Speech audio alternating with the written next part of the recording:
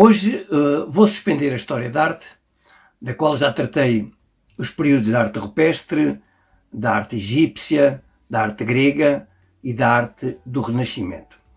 E vou tratar aqui de uma técnica de pintura que teve origem justamente também no Renascimento. Trata-se do sfumato. É uma palavra italiana porque foi lá que esta técnica foi inventada. Diz-se que pelo mesmo grande mestre do Renascimento italiano, de que nós já falámos na conversa anterior.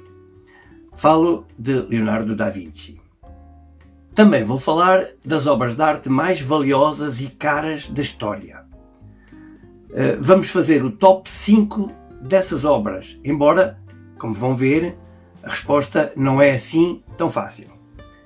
Na linha dos vídeos anteriores, vou referir mais um grande pintor que passou por Porto Alegre. Não sendo portalegrense, deixou cá uma vasta obra e muitos admiradores.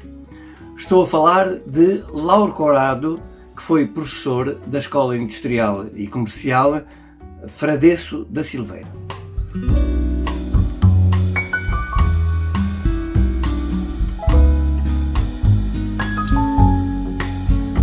Como disse de início, vou hoje falar-vos de uma técnica de pintura.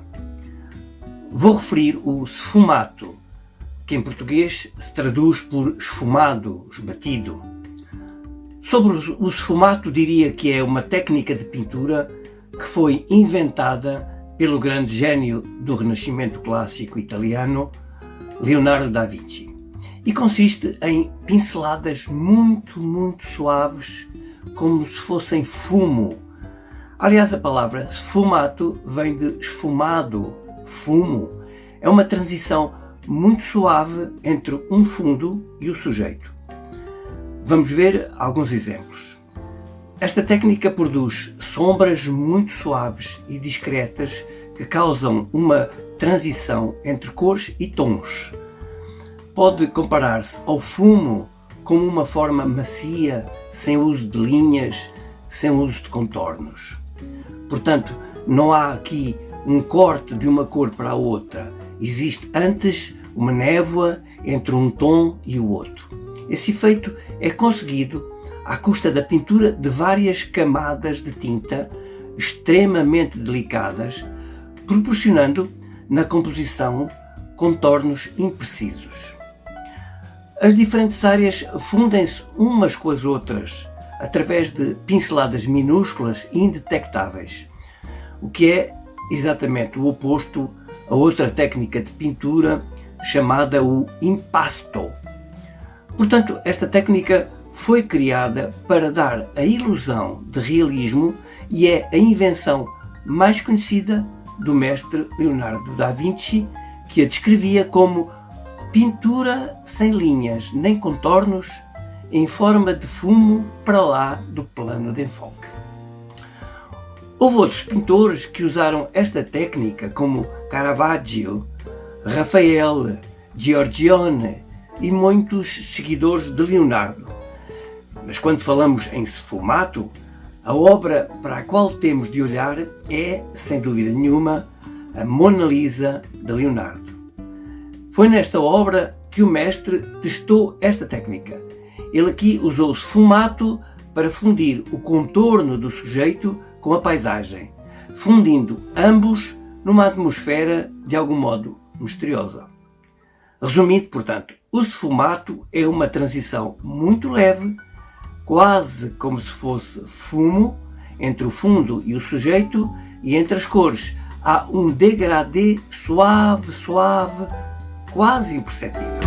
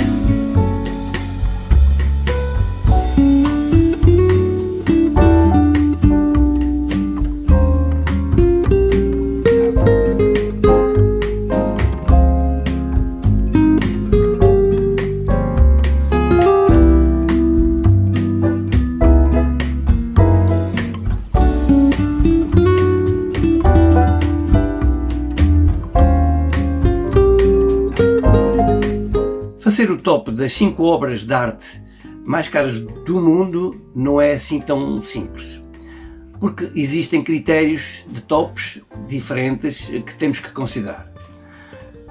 Primeiro, o top 5 das obras mais caras do mundo que foram a leilão público, ou seja, as obras que nós sabemos quem as colocou à venda, quem é que as comprou e exatamente por quanto.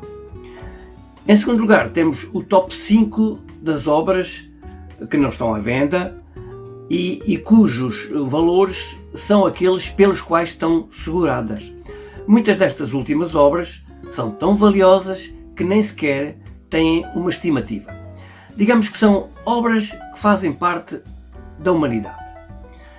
Vamos então ver os tops das obras de arte públicas e das que não estão à venda. Começamos pelas obras de arte mais caras, em venda pública, em leiloeiras, portanto, abertas a quem as pode comprar, claro.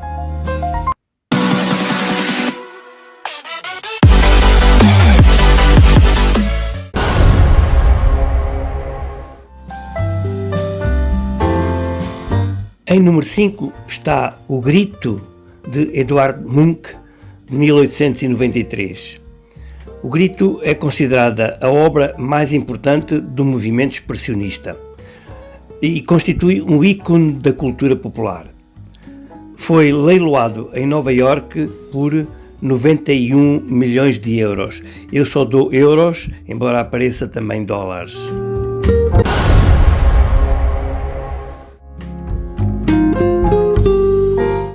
Em quarto, temos 3 estudos de Lucian Freud, que é um tríptico do britânico Francis Bacon e é de 1969. Esta obra foi arrematada em Nova Iorque em 2013 por um oligarca russo por 106 milhões de euros.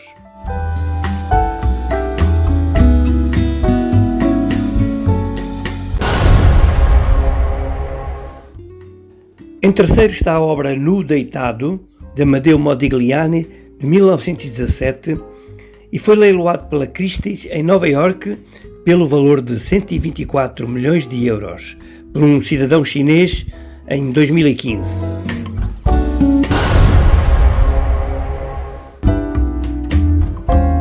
Em segundo lugar, As Mulheres de Argel, de Pablo Picasso, executado entre 1954 e 1955, foi leiloado igualmente na Christie's de Nova Iorque e arrematado por 156 milhões de euros em 2015 por um comprador anónimo.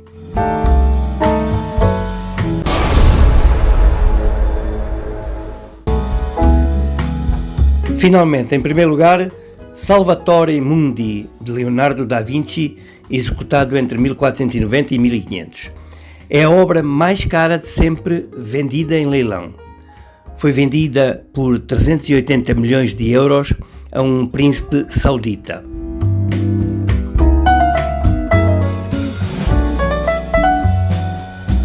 O top 5 que se segue é o das obras que não estão à venda.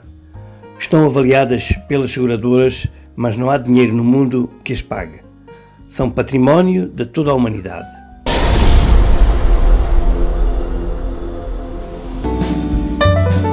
Em quinto lugar deste top está A Liberdade Guiando o Povo, de Eugène Delacroix, obra feita em 1830 representando a Revolução Francesa. Ela é património do Estado francês. Está exposta no Museu do Louvre e está avaliada pelos seguros em 387 milhões de euros.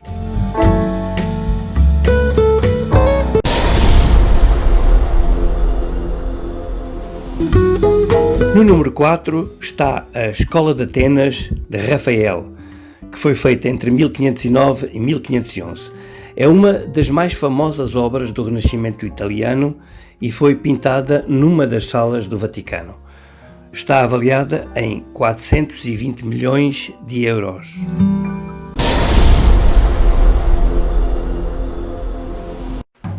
Em terceiro lugar, A Última Ceia, de Leonardo da Vinci, feita entre 1495 e 1498. É um fresco realizado para a Igreja de La Grazia de Milão.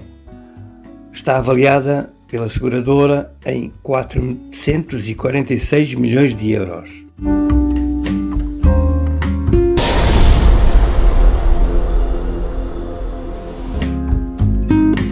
Mona Lisa ou Gioconda de Leonardo da Vinci, a segunda mais valiosa neste top, é talvez a mais famosa obra de sempre.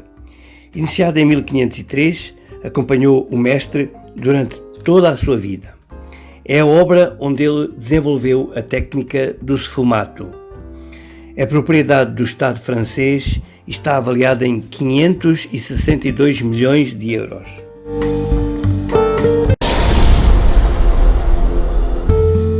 Finalmente, a obra mais valiosa de toda a humanidade, que é a Capela Sistina. O seu teto é do pintor, escultor e gênio do Renascimento, Miguel Ângelo. Foi realizada entre 1508 e 1512. É o maior tesouro da Santa Sé. Está avaliado em 683 milhões de euros. Na verdade, estas obras têm todas um valor incalculável. Perder uma destas obras era perder um tesouro de toda a humanidade. Como prometi, vou agora falar de outro grande pintor que passou por Porto Alegre nos anos 50 e que deixou obra pictórica de relevo. Trata-se de Lauro Corrado, que foi professor na Escola Fradesse da Silva. Professor e artista plástico, Lauro da Silva Corrado nasceu em Aveiro em 1908 e morreu em Lisboa em 1977. Estudou na Escola Superior de Belas Artes do Porto, onde concluiu o curso superior de pintura. Depois de ter lecionado em várias escolas do país, instala-se em 1950 em Porto Alegre, onde leciona até 1958 na Escola Industrial e Comercial local. Aí conviveu com José Régio, colaborou no jornal A Rabeca e expôs cá diversas vezes. Foi várias vezes premiado pela Sociedade Nacional de Belas Artes e pela Câmara Municipal de Lisboa. Encontra-se representado em museus e coleções particulares de Porto Alegre, de Espanha, Brasil, Canadá, Estados Unidos, Alemanha, etc. Na sua estadia em Porto Alegre, pintou retratos de José Régio e alguns da cidade. O mais conhecido é o Mercado do Corro, patente no Museu de Porto Alegre. É tudo. Espero que tenham gostado. Façam os vossos comentários e as vossas críticas, que serão sempre bem recebidas. Bem-ajam e fiquem bem.